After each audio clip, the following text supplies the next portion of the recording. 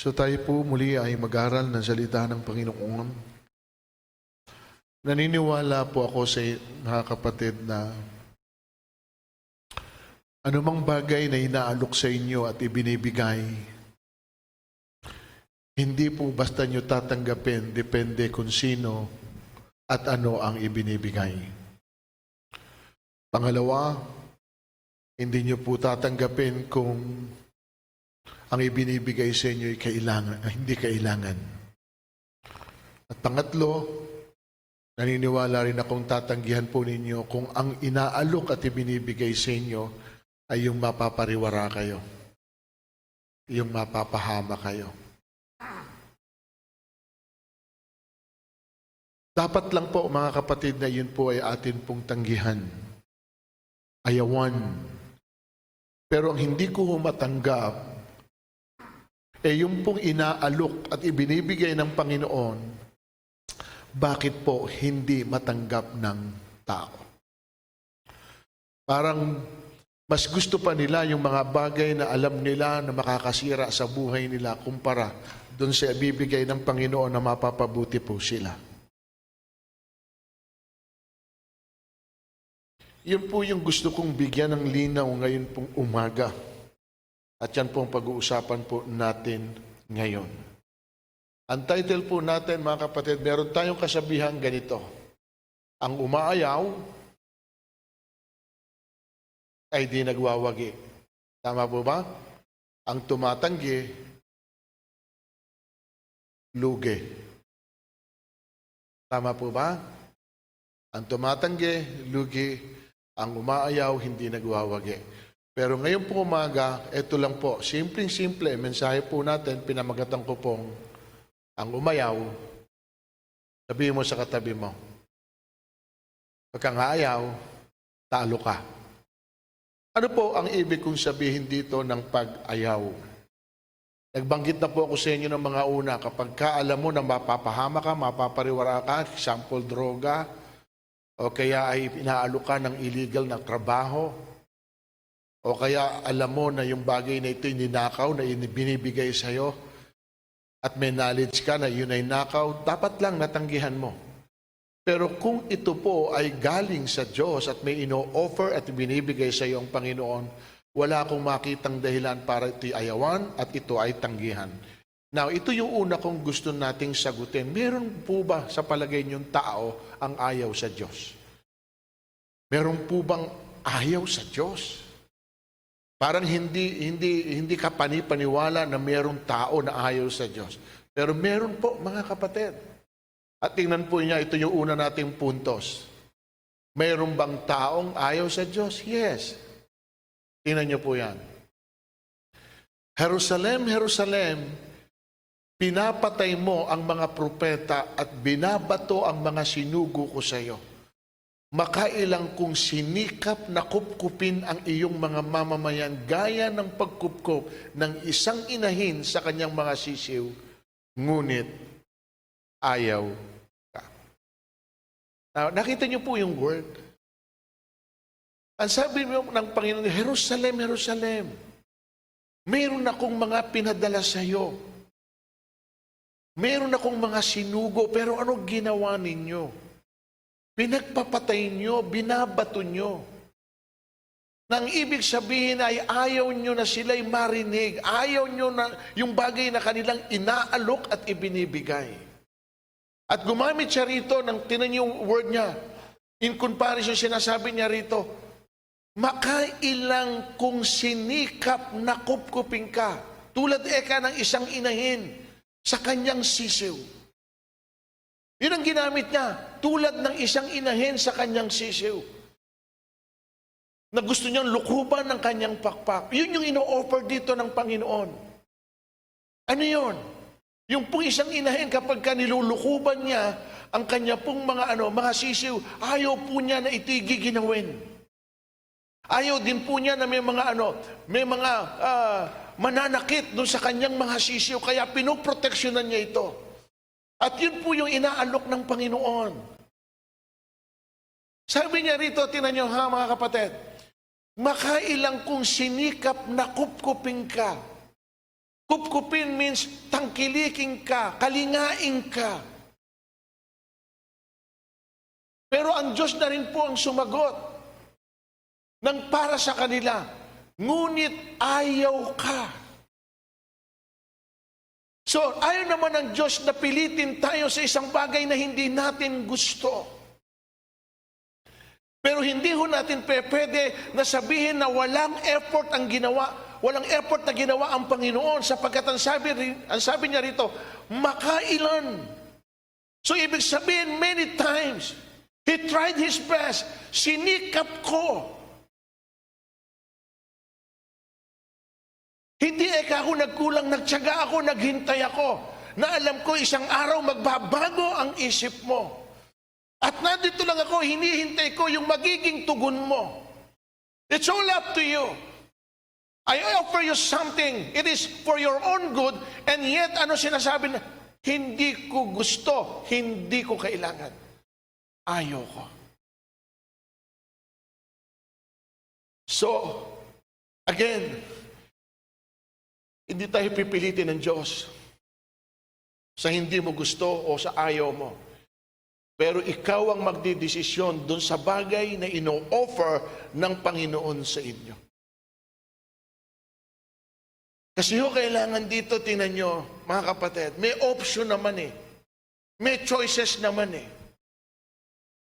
Ikaw ang magsasabi, Lord, ito yung gusto ko, kung saan ako mapapabuti, kung saan ako magiging maayos. Hindi doon kung saan ako mapapahamak, doon ako mapapariwara. Pero minsan mali po yung choices eh. Bakit ko po nasabi? Tingnan niyo po ito. Hinatulan na sila sapagkat naparito sa sanlibutan ng ilaw, ngunit inibig pa ng mga tao ang dilim kaysa liwanag. Wrong choice. Mas gusto nila ang dilim kaysa liwanag. Ang ino-offer ng Diyos ay liwanag. Liwanag ng buhay, liwanag ng kaisipan. Pero ang pinipili ng tao ay kadiliman. Bakit po mga kapatid? Sapagkat masama daw ang kanilang mga gawa. Verse 20, ang gumagawa ng masama ay ayaw siya at hindi lumalapit dito upang hindi mahayag ang kanyang mga gawa. Can you imagine? He is the light. I am the light of this world. Sapagkat ayoko na lumakad kayo sa dilim. Napakahirap mabuhay sa kadiliman, mga kapatid. Mahirap. At para ho daw tayo mag-aana, nag-offer ang Panginoon Himself, I am the light.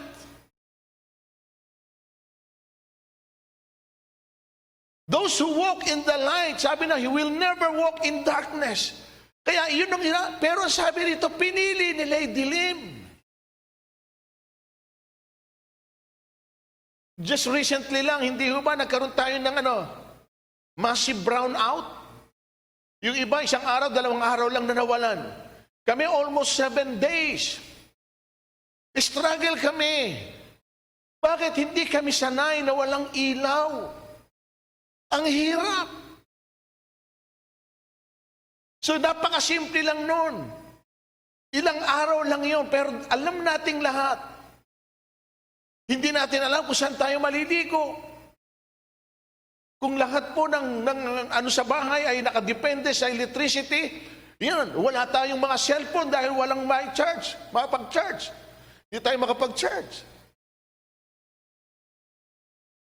Hindi tayo sanay sa ganon. And yet dito, tingnan nyo, mas pinili pa eka ng tao ang dilim more than sa liwanag. You know why? Sapagkat meron po silang mga bagay somehow na itinatago na natatakot po sila na ma-expose ito pagdating sa liwanag. Kaya nga gusto ng Diyos na i-expose ang isang pong bagay na nasa dilim para mawalan ng kapangyarihan itong bagay na ito sa buhay po natin. Because the only way na mawalan ng kapangyarihan anumang bagay na ito when they are exposed. At yun yung gusto ng Panginoon. At alam niyo ba mga kapatid, the only way na lagi kang nabubuhay sa takot dahil meron kang isang bagay na hanggang ngayon kinikip sa buhay mo. At napakahirap all throughout ng buhay mo na pwede kang mapahiya in any given time sapagkat alam mo somehow na meron ka sa sarili mo na ginagawa na hindi pa nila alam. At pwede namang malaman pagdating ng isang araw at yun yung isang bagay na ating kinatatakutan. O ba't ka lalakad sa ganoon? Di ihayag mo na. I-expose mo na siya nang mawalan siya ng kapangyarihan sa iyo. At sino man ang kahit nang kumpronta sa iyo, wala kang katakot-takot. Why? Because you expose it. Inihayag mo na siya sapagkat ayaw mo na mamuhay na saan? Sa kadiliman. At alam niyo po ba kung anong pwedeng mangyari sa mga tao na ayaw at tumatanggi sa Diyos? Alam niyo po ba? When I say pag-ayaw o pagtanggi, hindi ho yung pagkilala sa Diyos. Kundi ho pwede kong sabing ayaw sa Diyos, yung pagbabaliwala sa Diyos. Yung hindi ho priority ang Diyos. Yung tinetake for granted lang ang Diyos.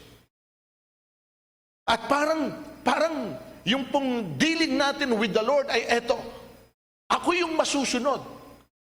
Kung kailan ko gusto sumamba, kung kailan ko gusto magpuri, kung kailan ko gusto. My own term, not His term. Ganun po, may mga ganong klase. I'm not saying kayo po ito. Pero kaya nga po ito yung sinasabi, as a warning to us. Diyos po kasi siya. You should know how to position yourself. And you should know also how you position God in your life. Dapat po kasi alam natin na siya ay Diyos and who we are. Sapagkat the only way na mailagay natin ang ating sarili sa tamang posisyon ay kapag kilala natin kung sino siya at kilala mo kung sino ka. Amen po. At yun po yung sinasabi rito natin na ano po ba yung pwedeng mangyari kung ayaw nila sa Diyos? Ipapakita rin ito ng Panginoon kung ano yung posibilidad na pwedeng mangyari. Bilang paalala.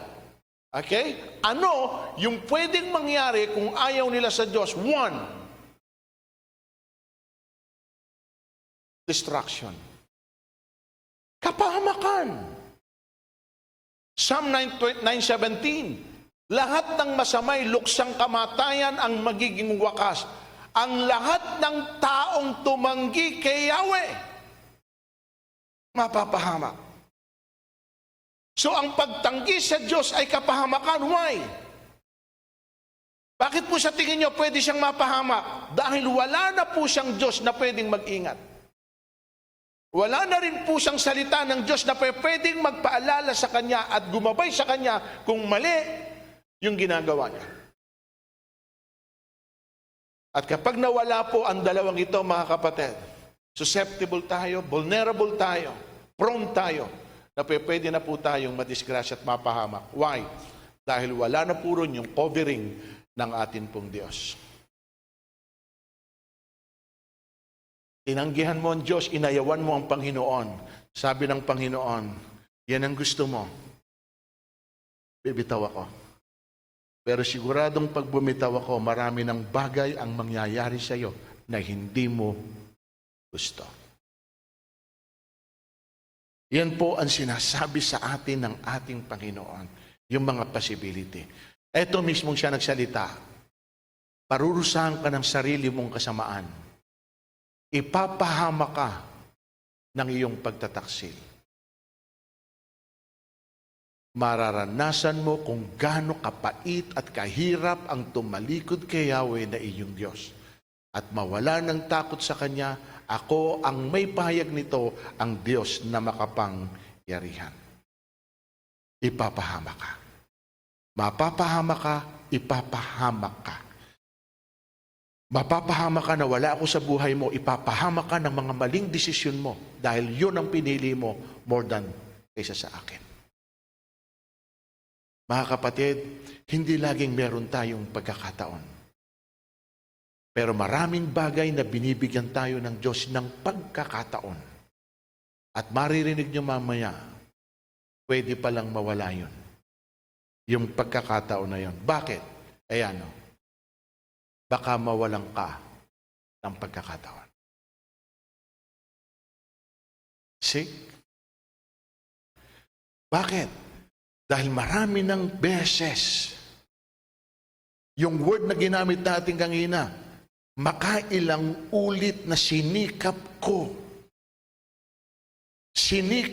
na abutin ka. Sinikap ko na pakinggan kung ano yung side mo. Kung bakit umaayaw ka, kung bakit hindi mo gusto. Explain mo sa akin why. At ang sabi niya rito, lahat ng pwede kong ibigay sa iyo, gagawin ko.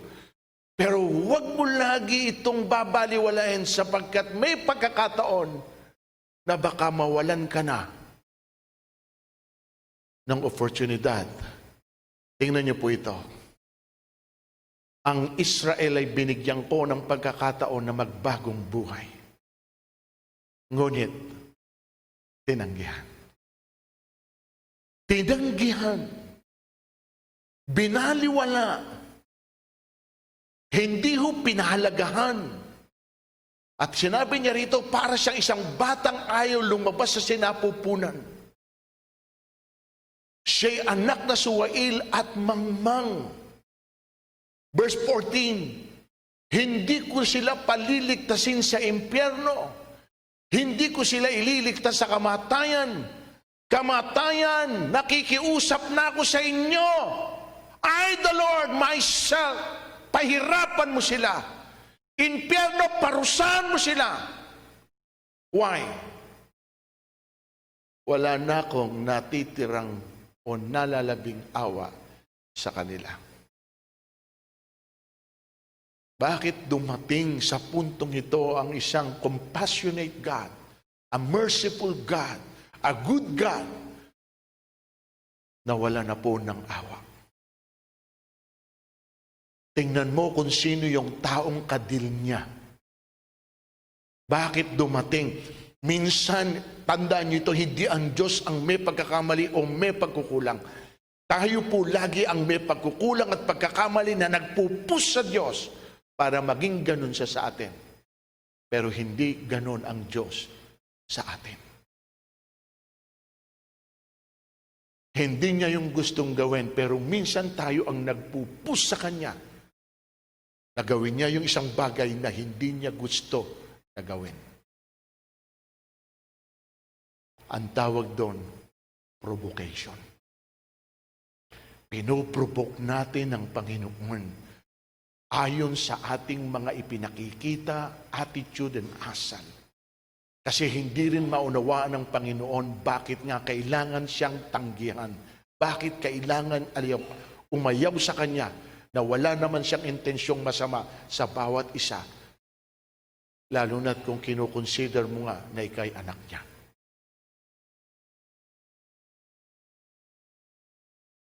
So binigyan sila ng pagkakataon. Mga kapatid, napakarami na pagkakataon ay binibigay sa atin, pero hindi natin ganun masyadong pinapahalagahan yung pagkakataong yan. Tingnan mo. Pwede naman wala naman hong naninita na. Pwede naman hong umatin na. Pero alam niyo ba, marami pa rin po tayong mga kapatid na until now, hindi pa rin po nakakasamba.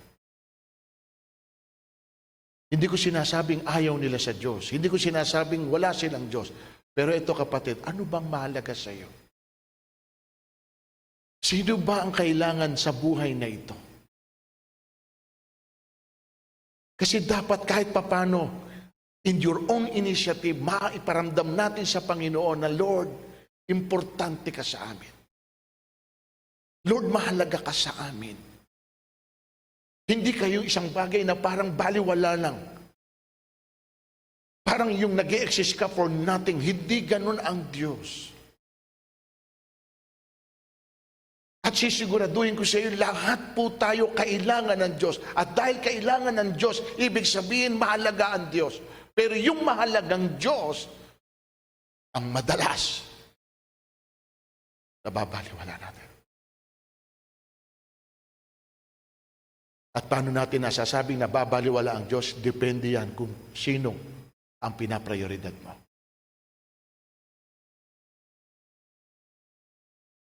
Kung paano po natin tinatrato ang Diyos na ito, kung siya ngay Diyos sa buhay mo. Pangatlong puntos. Dito mga kapatid, sa pagkakataong ito, hindi na po ako magsasalita. Hahayaan ko po na yung mismong narito ang magsalita para sa inyo. Sapagkat meron po siyang karanasan sa ating Panginoon kung paano ho niya natikman yung parusa ng Diyos.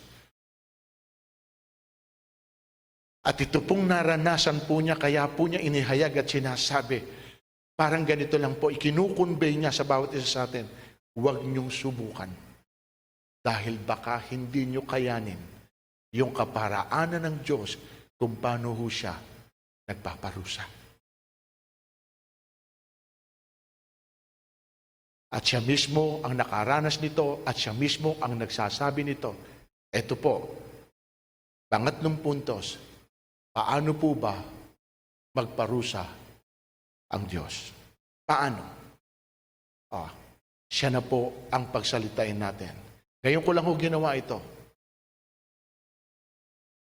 Pero mas malinaw at mas maganda na siya na mismo ang nagsasalita para sa atin kaysa sa ako na hindi ko pa naranasan yung naranasan niyang ito.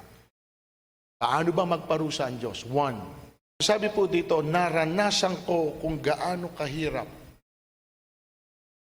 ang maparusahan ng Diyos. Naranasan ko. Kung gaano kahirap ang maparusahan ng Diyos. Ito na po yung mga parusa. Itinaboy niya ako sa lugar na wala kahit bahagyang liwanag. Walang awa niya akong hinampas buong maghapon. Tadtad ng sugat ang buo kong katawan at bali-bali ang aking buto. Ibinilanggo niya ako sa kalungkutan at pagdurusa. Verse 6, isinadlak niya ako sa kadiliman, laging nasa bingit ng kamatayan. Ginapos niya ako para hindi makatakas. Nanambitan ako at humingi ng tulong, hindi niya dininig ang aking dalangin. Susuray-suray ako sa tindi ng hirap at kahit saan ako bumaling ay may pader na nakahalang. Siya'y parang osong nag-aabang sa akin at parang leong naghihintay. Hinabol niya ako sa kaniluray, iniwang nakahandusay. Iniyakma niya ang kanyang pana at ako ang ginawang tudlaan. Pinatusok niya sa aking puso ang kanyang mga palaso. Ako'y pinagtawanan ng lahat ng tao at ginawang paksa ng kanilang biruan. Pawang kapaitan at kalungkutan ang ipinalasap niya sa akin. Inginudngud niya sa lupa ang aking mukha at idinikdik sa bato ang aking bibig. Pinatusok niya sa aking puso ang kanyang palaso. Sa akin ay wala ni bakas ng kalusugan, katiwasayan at kaligayahan. Kaya't sinabi ko na wala na ang aking lakas at ang aking pag-asa, Yahweh. Simpait ng abdo ang alalahin ng aking paghihirap at kabiguan. Verse 20, lagi ko itong naalala at ako'y labis na napipighati. So, mga kapatid, ito. Kung titingnan nyo rito, yung kanya pong pangungusap, talagang parang malupit ang Diyos sa kanyang ginawa. Amen. Yan po ay kung tayo ang huhusga doon sa nakita natin na ginawa sa kanya. Kung tayo po ang huhusga doon sa mga binasa natin, na iyon ang nangyari sa kanya, na ginawa sa kanya ng Panginoon, pwede ho natin sabihin, napakatindi ng Diyos, ang lupit ng Panginoon. Pero alam nyo, sa huli mga kapatid, tingnan nyo kung ano ang kanyang sinabi. Okay? Tingnan nyo kung ano kanya sinabi. Doon sa verse 21, neto. Gayon man anumbalik ang aking pag-asa nang naalala ko ito. Meron po siyang binalikan. Meron po siyang naalala. Ano yung naalala niya? Yung ginawa po ng Panginoon sa kanya. Kasi hindi naman po lahat, prior to this, naging mabuti ang Panginoon sa tao pong ito. Pero meron po siyang nagawa na nagsanhi, kaya po ipinaranas ng Panginoon yung pagdurusang ito at yung paghihirap na ito, bunga ng kanyang maling desisyon at pagkakamali. So ipinaranas ito ng Panginoon. Pero sabi niya, no, totally, wala na akong pag-asa. Sobra na ang nangyayari sa akin. Pero kapag naalala ko, at binabalikan ko ito, doon ako nabubuhayan ng loob, doon lumalakas ang aking at nagkakaroon ng pag-asa. Ano po yung naalala niya? Ito po, tingnan nyo. Ano po yung naalala niya? Ang hindi nagmamaliw na pag-ibig ni Yahweh at ang kanyang walang kupas na Hindi nagbabago tulad ng bukang liwayway. Dakila ang kanyang katapatan. Sa kabila ng kanyang naranasan. Pero kapag bumalik siya kung ano ang ginawa ng Diyos sa kanya noon, at dahil sa pagkakamali niya ay meron siyang hindi magandang naranasan ngayon. Sabi niya, hindi nagbago ang Diyos. Ako ang nagbago sa Diyos, pero ang Diyos kahit kailan hindi magbabago. At kung dumaranas sa panahon ng ganito, bunga lamang yon ng pagkakamali na nagawa ko sa buhay ko. At karapat-dapat lang nang mangyari sa akin yon. Karapat-dapat lang na magdusa ako dahil meron akong ginawa. Pero hindi po dahil yun ang Diyos. Kundi ako mismo ang nagtulak sa Panginoon. Dahil may ginawa akong hindi niya nagustuhan. At ito po, kung sakali man daw na ito'y mangyari sa inyo dahil tayo po somehow may kahinaan at pwede tayong magkamali. At kung nakakaranas din tayo ng ganitong klase ng parusa ng Panginoon dahil ito'y pagtutuwid, hindi ho ito dahil galit ang Diyos sa iyo, kundi dahil itinutuwid ka ng Panginoon. Ito po yung kanyang payo, mga kapatid.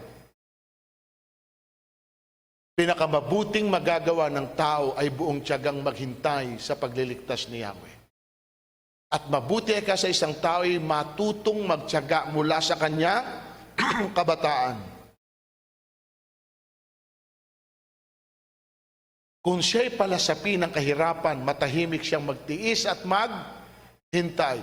Siya'y magpakumbaba sa harapan ni Yahweh at huwag mawawala ng tanggapin ang lahat ng pananakit at paghamak na kanyang daranasin. Mahabagin si Yahweh at hindi niya tatakwil tayo habang panahon. Ngunit bagaman siya'y nagpaparusa, hindi nawawala ang kanyang pag-ibig. Yan ang klase ng Diyos na kakilala natin. Yan yung Diyos na pinaglilingkuran mo ngayon. Na bagamat nagpaparusa pero hindi nawawala ang kanyang pagmamahal, hindi nawawala ang kanyang pag-ibig.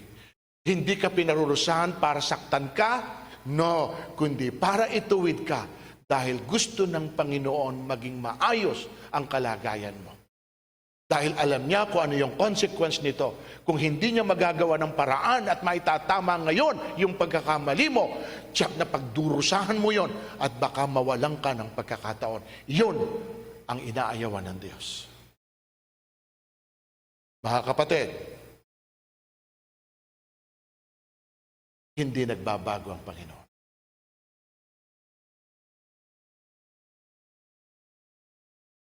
Ganun po niya tayo kamahal.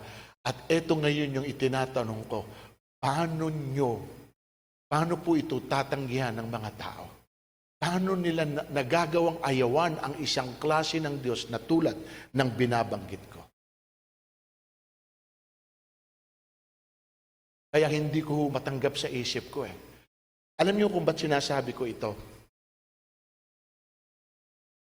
Sa karanasan ko po halos, sa dami ng gusto kong ilapit sa Panginoon, napakarami ho nilang dahilan. Ayaw. Yung iba nga nasa Panginoon na eh. Umalis pa. Nung nasimula na yung gawain, may Bible study na, alam niyo ba ngayon, nahinto na. Ano ibig sabihin? Ayaw. Ganun lang po kasimple. At ito po ang isang napakagandang halimbawa na ipakikita ko sa inyo kung sino talaga itong Diyos na ito. Tingnan niyo ito. A-agree kayo sa akin. Hosea chapter 3 verse 6 ang nakalagay doon. Kung hindi po ako mali, eto. God never changed. Hindi siya nagbabago. Agree? Kapag sinabi niya, gagawin niya. Kapag pinangako niya, tutuparin niya. At kapag sinabi niya, it's done. It's done. Wala na po tayong wala na po tayong dealing. Di ba? No deal. No deal. Kumbaga. Pag sinabi ko sa iyo, sinabi ko na yan. Diyos ako. Hindi ko nababawiin yung sinabi ko. Amen? Sapagkat siya'y Diyos. Pero may papakita ko sa inyo, binawi niya. At kung bakit niya binawi, dahil siya ipinakita ng tao. At dahil doon sa ipinakita niya, iyon ang nag-cause sa Panginoon na baguhin niya ang desisyon niya. Anong ibig kong sabihin? Nakadepende rin sa iyo kung ano yung bagay na gusto mo na gawin ng Diyos sa mga pangyayari na nagaganap sa buhay mo. Pakita ko po sa inyo. Nang panahon yaon, si Haring Ezekias ay nagkasakit ng malubha. Dinalaw siya ni Propeta Isaias at sinabi sa kanya, ipinasasabi na ng Diyos na ihanda mo na ang iyong sambahayan pagkat malapit ka ng mamatay, hindi ka nagagaling sa sakit mong yan. Done. Kanino galing yung mensahe? At dahil sinabi ng Panginoon, again, it's done. Tama po? So ang gagawin na lang po nitong Ezekias, maghintay na lang. Hindi ba mga kapatid, may mga pangyayaring ganito. Kapag ikaw ay may sakit at ang doktor ang nagdeklara sa iyo, at sinabi ng doktor, magtatapat na po ako sa inyo. Ayon po sa akin pong obserbasyon at pag-aaral. At dito po sa inyong sitwasyon at kalagayan. Nakakalungkot man po na sabihin sa inyo, hindi na ho kayo magtatagal. Kalahating minuto na lang, mamamatay na ho kayo. Ano pakiramdam nyo? Ano pakiramdam? Di ba para kang gumuhuna? Yun na lang ang asahan, hintayin mo di ba? Yung tinataningan ka, o kung tinaningan ka na 2 buwan, 3 buwan, o yun na lang hihintayin mo. Tama po? At sasabihin mo, yun ang sinabi ng doktor di wala na. O di hintayin na lang ka. At kung lumagpas tayo sa 3 months, di salamat. Kung lumagpas na, basta may taning ang buhay mo. O eto mga kapatid, yung sinabi ng doktor na yon, papaniwalaan mo rin Pero ang doktor ay pwedeng magkamali. Tama? Pero ang Diyos hindi pwedeng magkamali. At nung sinabi ng Panginoon, ihanda mo na sa bayan mo, mamamatay ka na, at wala nang kagalingan ng sakit mo. Period. Pero tingnan po ninyo kung ano pinakita ni Ezekias. After na sinabi yon, hindi ho siya nanahimik lang at tinanggap lang yung balita na sinabi sa kanya. Ito ginawa niya.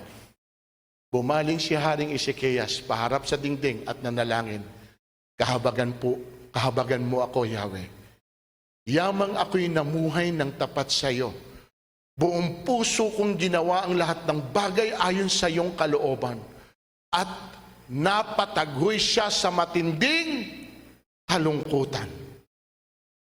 Kapatid, nakita niyo po yung kanyang naging attitude. Humarap siya sa pader na nalangin, nakiusap, Lord, namuhay ako ng tapat sa inyo. Sumunod ako sa kalooban mo dahil yun ang pinagagawa mo. Ito na ba yung final word mo? Na wala na akong kagalingan sa karamdaman kong ito dahil yun na sinabi mo? Pwede yun, nasabihin po ni Hezekias. Pero tingnan niyo po ito. Asa na ba yung verse 3 o verse 4? Tingnan niyo po ito, ha? Tingnan niyo kung ano naging tugon ng Panginoon doon sa ipinakita ni Hezekias. Kung man kanyang dalangin, nakita ko ang kanyang pagluha, kaya pagagalingin ko na siya. Kapatid, nakikita ka ng Diyos.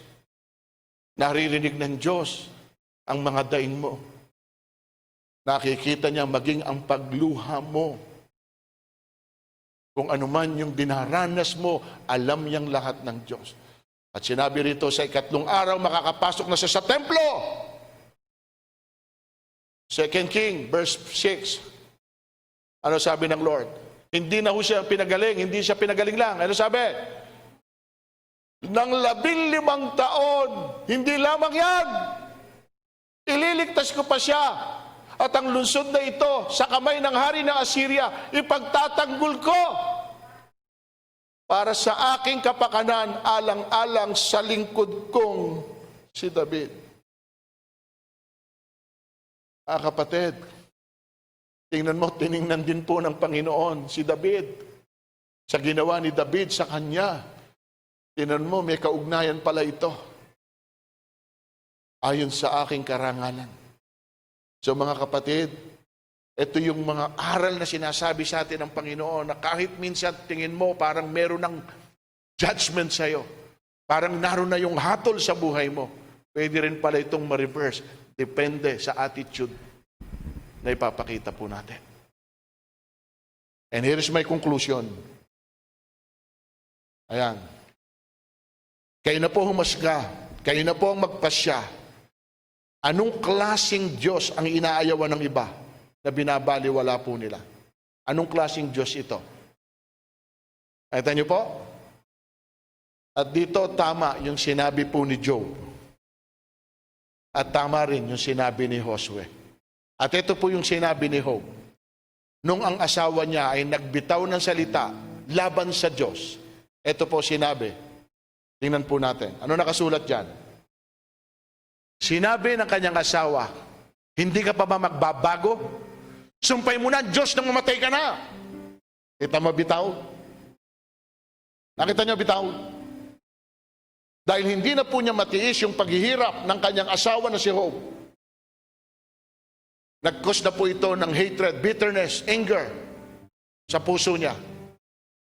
At alam po niya, may idea yung babae na parang ang Diyos ang nagsanhi ng lahat ng paghihirap niya. And to settle it down, sabi rito, eto, para matapos na, sumpay mo na Diyos mo. Ano sagot ni Job? Nakita niyo sagot ni Job? Ha? Hindi mo nalalaman ang iyong sinasabi. Tinan mo. Sinaway siya ni Job. Hindi mo alam ang sinasabi mo. Kaginhawahan lang ba ang tatanggapin mo sa Diyos at hindi kahirapan? Hindi mabango ang Diyos sa iyo dahil nananagana ka. Dapat mabango rin ang Diyos kahit nagdurusa ka. Amen. Iyon po ang kahalagahan nga rito. Dapat hindi nagbabago ang pagtingin natin sa Diyos, pero yung circumstance natin pwedeng magbago. At anuman po yung nangyayari na pinapayagan at pinapahintulutan ng Diyos, kapatid, dapat po marunong tayong tanggapin at pasalamatan sapagkat alam natin na alam ng Diyos kung ano ang kanyang ginagawa. At ito naman yung sinabi po ni Josue. Kung ayaw niyong maglingkod sa kay Yahweh, ayaw niyong maglingkod sa Diyos, sabihin niyo kung kanino kayo gusto maglingkod. Sa Diyos-Diyosa na sinasamba ng mga ninuno niyo sa Mesopotamiya, o sa mga Diyos-Diyosa ng mga Amoreo na sinasamba dito upang inyong tinatahanan, lupaing inyong tinatahanan. O ano sabi po niya? Ngunit ako, as for me and my household, we will serve the Lord. Mamili kayo. Yun ang sinasabi niya rito. Kung ayaw ninyo, it's up to you. Pero ako at ang sambahayan ko, kay Yahweh kami maglilingkod. Mga kapatid, ang umayaw sa Diyos, talo. Ang tumanggi sa Diyos, lugi. Kaya hindi po dapat inaayawan. Kung merong ibinibigay sa iyo ang Diyos, tanggapin mo. Kung may sinasabi sa iyo ang Diyos, sundin mo. Kung may pinagagawa sa iyo ang Diyos, gawin mo.